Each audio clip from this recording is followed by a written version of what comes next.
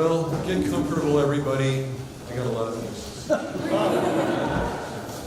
John, first of all, congratulations on having such an effect on a Friday afternoon before a holiday weekend. The Folklife Festival churning a block from here. You managed to bring all these people who are here, I guess, because they're sort of glad to see you go. I guess that's what it is. It's hard to interpret it any other way. But I think just between us, I'm just talking to you, John, everybody else, talking among yourselves.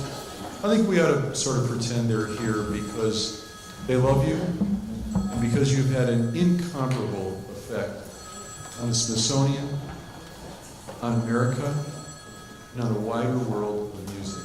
I think you have, John.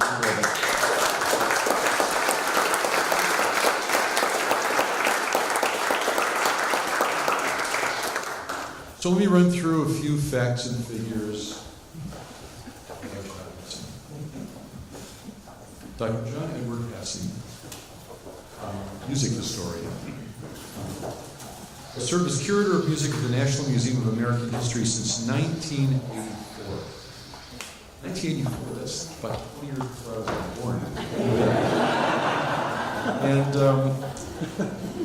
before and during that fateful number of years at the Smithsonian, John has been more and more and more recognized as a major force in American music and in jazz.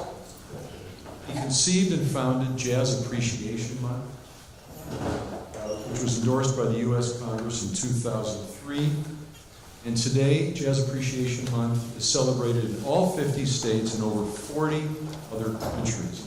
Very, very impressive.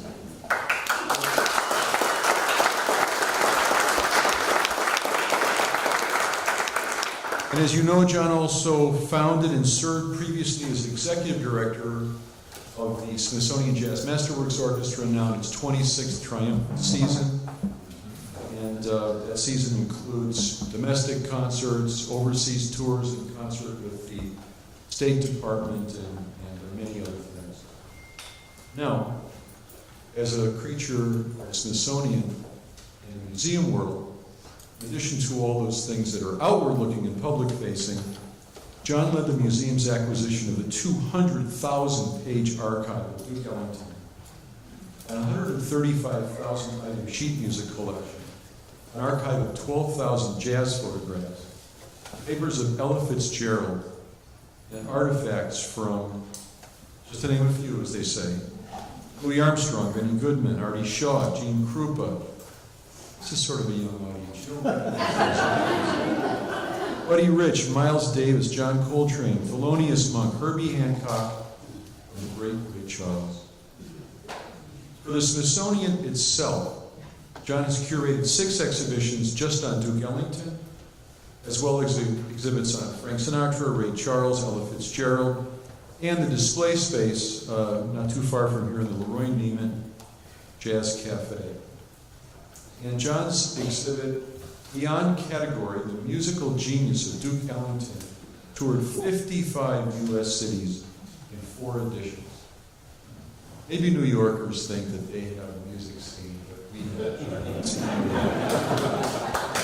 Oh, yeah.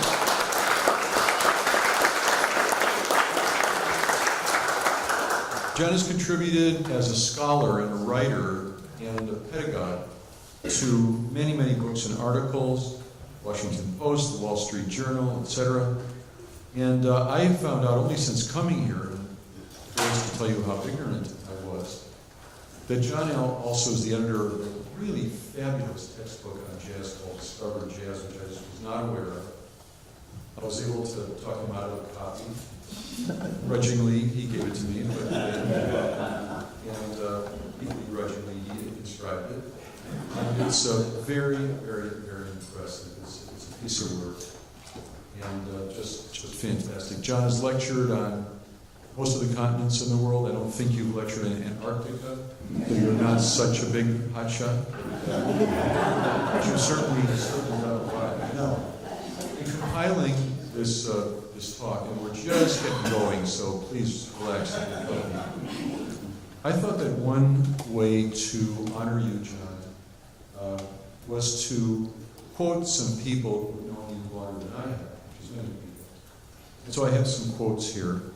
And it's going to take a few minutes, but I think it's worth listening to how much people love you and why and what they have to say. So Dwight Blocker Bowers, Emeritus Curator. Is Dwight here? Okay. Working with John has been a splendid collaboration. His knowledge is matched by his enthusiasm for his subject. To paraphrase the lyric of the great Ellington song, he has made us see the light of American music. Amy Henderson, Emerita historian at the National Portrait Gallery, says, "In my years at the Portrait Gallery, I would call on John to help me understand the musical side of why things happen. When Tony Bennett donated his portrait of Duke Ellington to the Portrait Gallery, John told me how Ellington's music had evolved later in his life and how Tony had captured that sense of spiritual peace in Duke's gaze. Just recently," she says, "I nagged him shamelessly about an article I was writing on Ella Fitzgerald's 100th birthday, because John's knowledge is unique and filled with details no one else knows. John," she says, "is a superb scholar who loves to share the passion he feels for his work. Best of all, he is a terrific person and one of the few I would share a foxhole with." I'm surprised you got that, such a young crowd. You've done your homework. I love you. Lee Woodman, Senior Advisor to the Director of the National Museum of American History from 2011 to 2014, says, "I think the name of John's book about Duke Ellington can be applied to John as well, beyond category. John is thoughtful, resourceful, loyal, and a great artist and writer to boot. What a long list of contributions he has made over the years to our beloved Smithsonian institution." Gwendolyn Reese, Curator of Music and Performing Arts at the National Museum of African American History and Culture, says, "I met John Hasse as an intern almost 30 years ago." Now, call my head with that, John. That would place you at 14 at the time. And you were, I guess, precocious is the word I'm looking for. But I digress. And have always seen him as a committed advocate and ambassador for music at the Smithsonian and across the world. As a scholar, curator, musician, and colleague, John represents the Smithsonian at its best. I am indebted to him for his mentorship, collegiality, and friendship. His unique vision and numerous accomplishments are a great legacy to us all and have changed the landscape of American music. Brigitte Blescheret, Program Manager, Smithsonian Associates, says, "I've truly enjoyed working with John over the past 18 years. It has been a delight having him share his wealth of musical knowledge with our audiences, for which he receives only the highest of reviews. He leaves an amazing legacy of work at the Smithsonian, which will be referenced for many years to come." Now, before I yield the floor, I just want to burden you with just a personal vignette to show you what a person John is, of what generous spirit. So John and I have had the fun, the joy of performing together on a couple of occasions. He's a very generous and forgiving fellow musician, overlooking many of my foibles and shortcomings. And we had a little number that we worked up to play for my wife on our anniversary or her birthday, or those days all get blurred in my mind. And I don't have to mention that to her. And he very, very kindly agreed to stop by the house where we have a nice 5'8" Yamaha G8 piano. And I was trying to, as a surprise, tell my wife, somebody was coming over at 7 o'clock this evening. And she said, well, why is that? It's our anniversary. You can't go out and do something romantic. Hasse. And so I said to her in that disingenuous way that people talk to each other for decades, but the other person believes it anyway.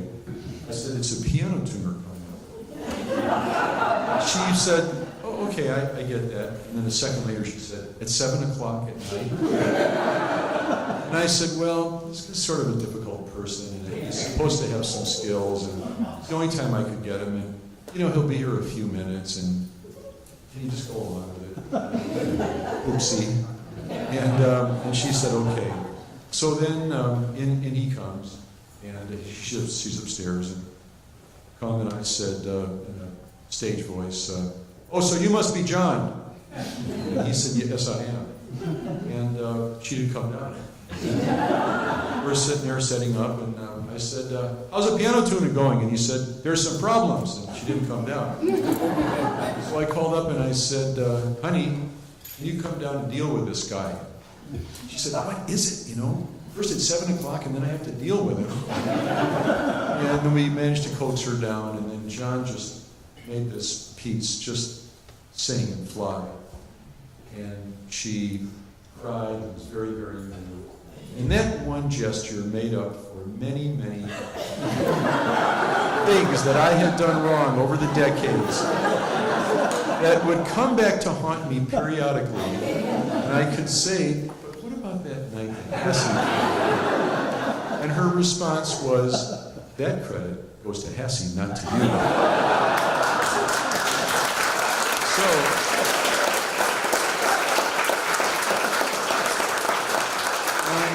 So, as a colleague, I'm proud to be your friend, and as a student of music of yours,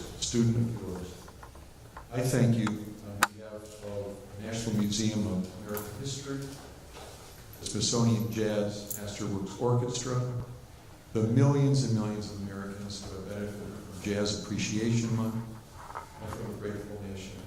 John, we love you. Thank you.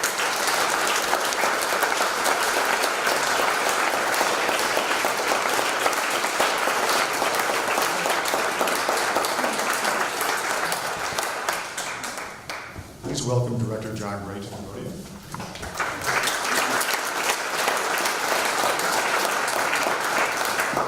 So thank you very much, Mr. Secretary, and it is wonderful to have you join us to honor John.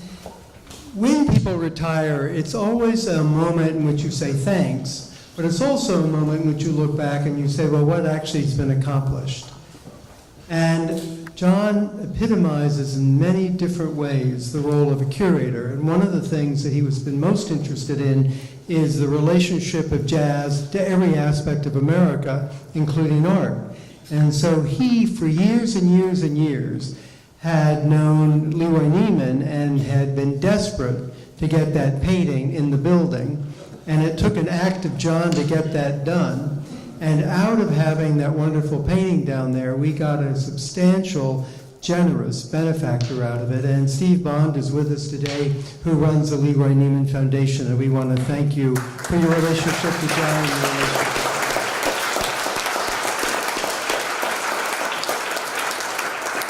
And we also want to thank many of the curators who've also retired, who are with us and often in an emeritus role, that are with us today. And I'm not going to introduce all of you, but it's wonderful to see you here. And I'd say, John, you join the most wonderful group of people who've worked at this institution, still care about it, and their legacy lasts. So if we could give a round of applause to our extraordinary senior curators, that would be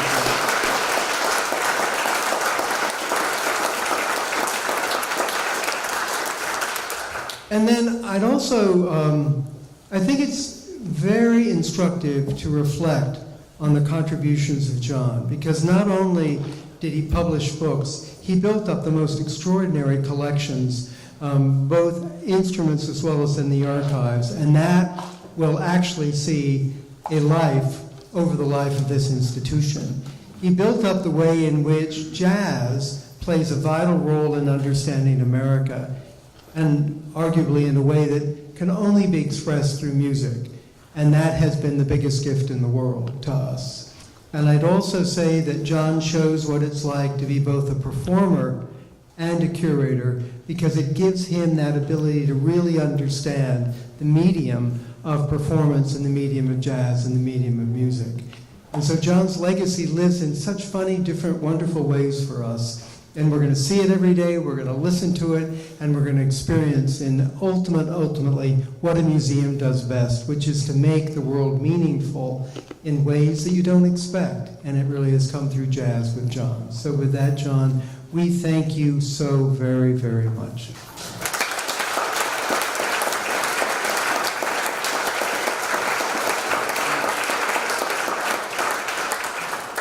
It is my great honor to invite Congressman John Conyers Jr. to the podium.